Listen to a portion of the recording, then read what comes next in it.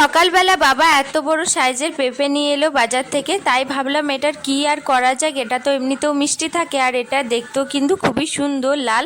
তো আজকে ভাবলাম একটা জিনিস করা যাক, সেটা কিন্তু একবারও আমার বাড়িতে হয়। রেগুলার তো পেঁপে আনা হতো, তবে এইভাবে কেটে আমরা খেয়ে নিতাম। তবে আজকে যে রেসিপিটা সম্পূর্ণ আলাদা, তো চলো আজকে সেটাই করা যাক। তার জন্য পেঁপেটা আমি ছোট ছোট সাইজের কেটে নিচ্ছি। তবে এই পেঁপে দিয়ে তো বিভিন্ন রকম রেসিপি হয়, ওইগুলোও কিন্তু আপনাদের সাথে শেয়ার করব। আমার পেঁপে দিয়ে রেসিপি ভীষণ ভালো লাগে। তবে এই মিষ্টিগুলো, এদিকে আমি পেঁপেগুলো ধুয়ে নেব, তারপর এটা মিক্সিতে আমি দিয়ে দিচ্ছি। তারপর দিচ্ছি দুধ আর দেবো বিট লবণ, একটু ভাজা বাদাম, সবশেষে চিনির পাউডার। ব্যাস দিয়ে এটা কিন্তু আমি একদম পেস্ট করে নেব। আবারও কিছুটা দুধ দিয়ে মিক্স করে নিয়ে আমাদের রেডি হয়ে গেল এই পেঁপের শরবত। যতটা দেখতে সুন্দর ততটা খেতেও মোটেও ভালো না, তবে এটার মধ্যে কিন্তু খুবই প্রোটিন আছে। আপনারা অবশ্যই বানিয়ে এটা খাবেন, এটা কিন্তু খুবই ভালো শরীরের পক্ষে।